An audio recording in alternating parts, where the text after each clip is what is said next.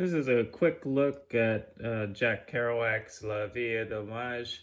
It's done in English because my French is not very good. If your French is good enough to read but not that great, I think it's worth getting out your dictionary. I've just had it for a week and looked it over this morning. Um, it's pretty interesting. I would say there are four key takeaways. Um, the first one is that although Kerouac preferred French, his writing went back and forth a lot.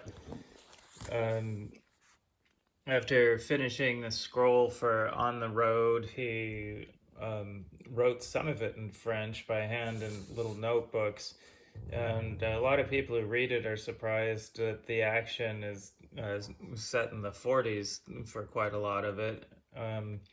And in the French version, it opens in 1935 with Dean and his father and his stepbrother arriving in New York from Denver. There's a picture of that text as he originally wrote it in 1952. So, see. Another thing is that you see who Kerouac really is. If you've ever had an English dominant friend or acquaintance, and then you finally got the chance to talk to them in their own language, you can see that there's a lot more depth and things are very different.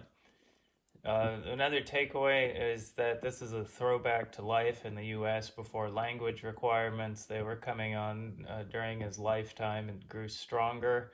But it's very interesting to see everything in the United States and a little bit in Canada experienced in French. He had a lot to say about his identity as being a francophone in North America. The other thing that was kind of surprising is that he was really sick of Neil Cassidy. The notes on this subject are bilingual, which might have indicated an intent to publish. They weren't published until this book came out. So anyway, La Vie est dommage, worth reading and worth reading carefully, even if it takes a long time. This will go back to the library, and I will most likely buy a copy and get out my dictionary and read it carefully. If you've read this book, post a comment and let us know what you found interesting.